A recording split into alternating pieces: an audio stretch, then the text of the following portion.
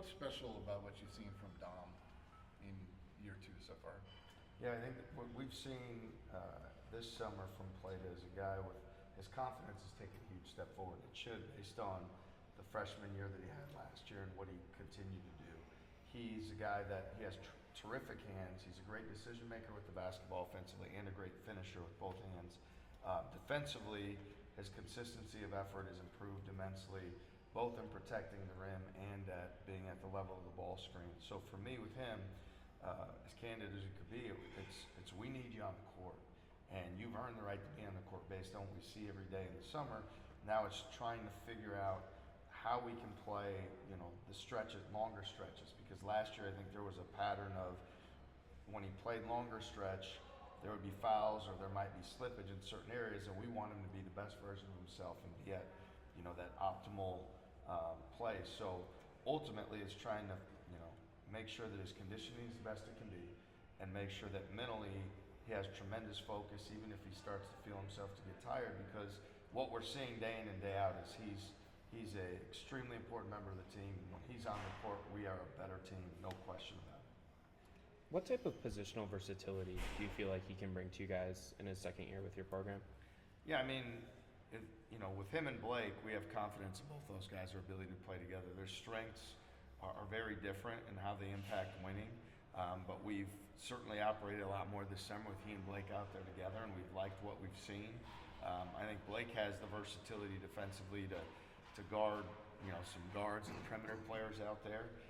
And then Blake more naturally plays away from the goal offensively, where Pleta's more, on the interior, behind the defense, in the short roll, and those sort of things. So I think both guys have that versatility and allow us the option to play bigger and play with a more, formidable size on the interior. Has Dom been able to diversify his game offensively, and doing that, is that another way to kind of get him and Blake on the court at the same time? Yeah, I think for Dom, he does such a great job, whether it's a short roll or catching it in traffic. He has great hands, so getting behind the defense. I think he's certainly a threat down in the post and on the block. He's strong, he seals, he carves out space, which opens up driving angles and his ability to score. And then he's an effective decision maker. He's a guy that understands toughness with the basketball and having a command of his team. So I think all those things lend itself to Dom continuing to increase the opportunities. But I think both for he and Blake, it's not necessarily an either or at this point. It's when they're both at strength and we're both at their best. From what I see so far, we're going to want both of them on the court. And now it's about them playing together and doing that effectively. Given his experience over in Germany that he had before he came over here, his age, is he not like your typical sophomore as far as kind of where he's at in his game right now?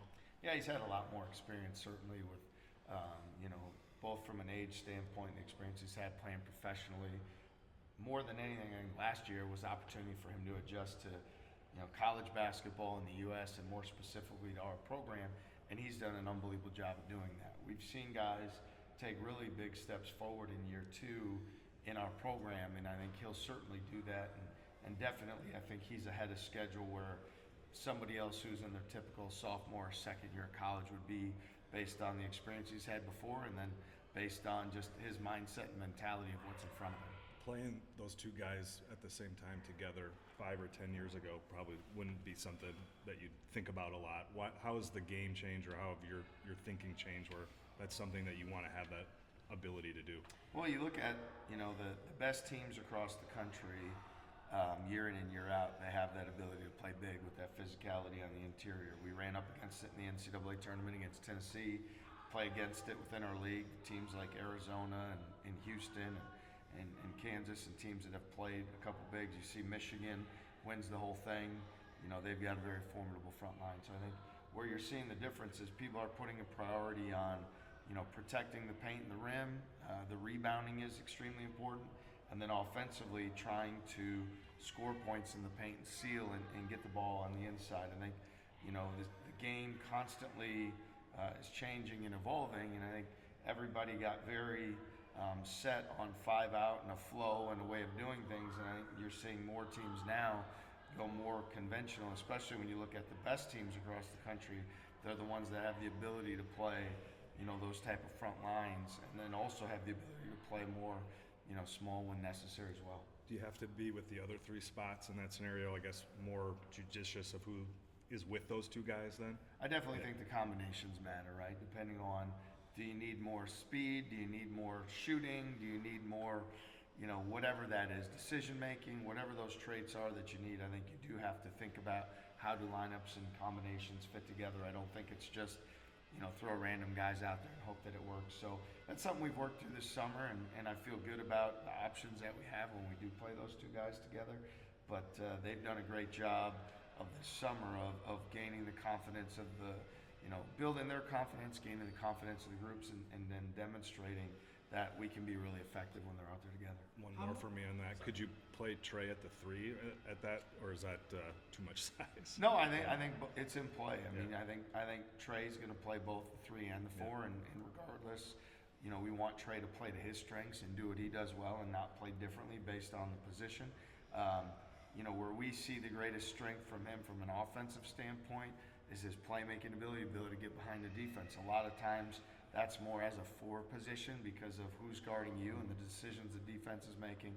But in both instances, he can be effective, and then I think he has the defensive versatility to guard either position as well. So I think it's more out of strength and doing, what we can to be at our best.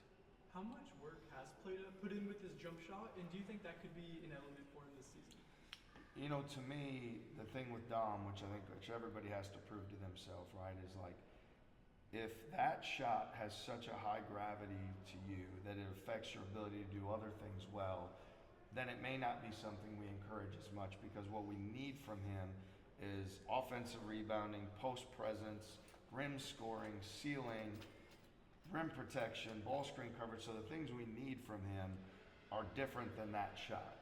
At the same time, he has put the work and he has put the time in, but I think as a player, what you have to decide is, hey, I'm going to know what the right ones are. I'm going to take the right ones to make sure that, I have the time and space necessary so that I make them at a percentage that makes it a great shot for my team. And I think the coach's responsibility is to continue to be honest with the player, and the player's responsibility is to show, like, hey, look at the piece of paper every day in practice. The number it says there says that this is a winning shot for our team, not just something I want to do to show people I can do. And I think that's, I have a responsibility in that equation, our coaches, and then he has a responsibility in that as well. And so I think guys, a lot of times when they're expanding their game, they tend to want to take a lot of attempts on the move, when they're tired, in transition, when they're moving fast, and then that diminishes their percentage, instead of saying, I'm going to be really mentally tough and disciplined and take the ones from the paint, time and space, feet are set, I'm in rhythm, so that I can shoot a great percentage and I can prove that I know what that is. Ryan Prather Jr. is someone you haven't maybe talked about as much this summer. What has he been able to display for you guys on the practice court? Yeah, we've been dealing, him coming back from injury a lot, right? So he hasn't had a lot of opportunities out there. We feel good that he'll be available for the start of the season, but we're not even sure what, the fall will look like in terms of that. We don't want to rush him back. We don't want to be in a hurry. And so he hasn't really had opportunities at this point to really show what we know he can do, which is make plays with the basketball, be a great decision maker, be a great shot maker, bring tremendous skill to our offense, and then a competitor defensively. So those are things that, again, we're on a timeline. We're going to operate more in his best interest from a health and wellness and ability to return, and that's something that we haven't had many of those opportunities at this point. What was the nature of that? Was that something he dealt with at his prior stop, or?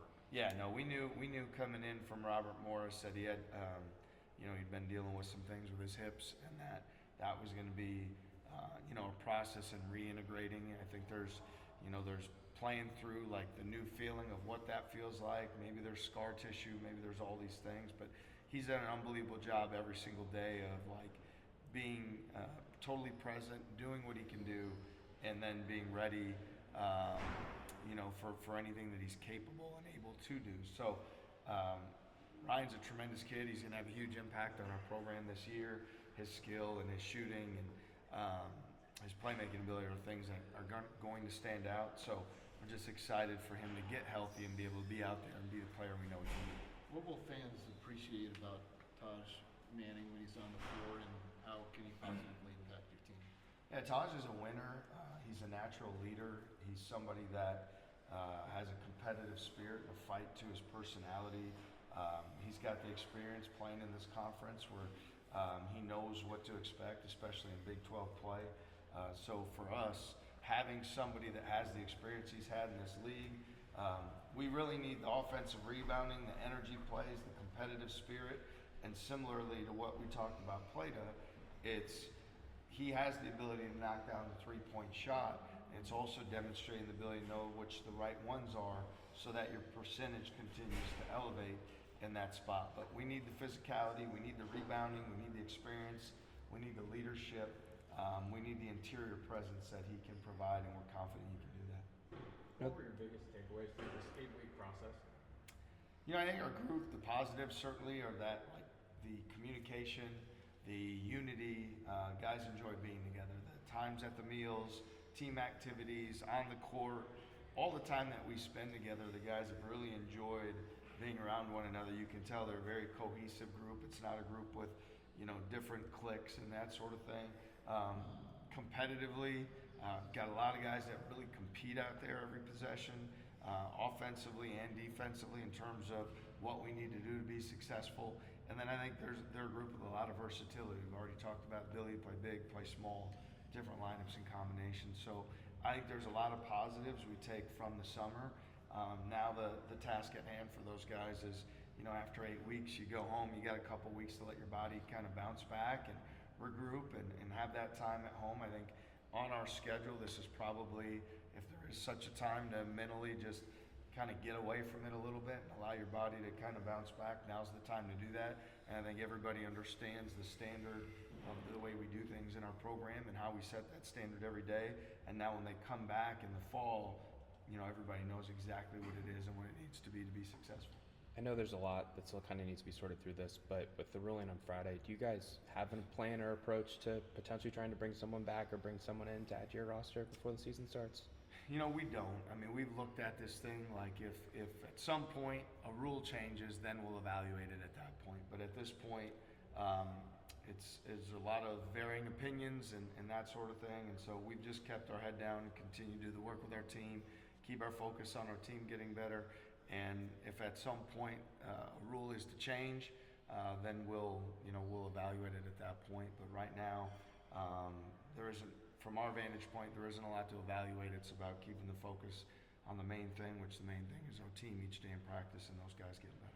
You heard from any of the guys that were in the summer league and kind of how those experiences went, and especially with Taman as far as kind of what his road looks like moving forward.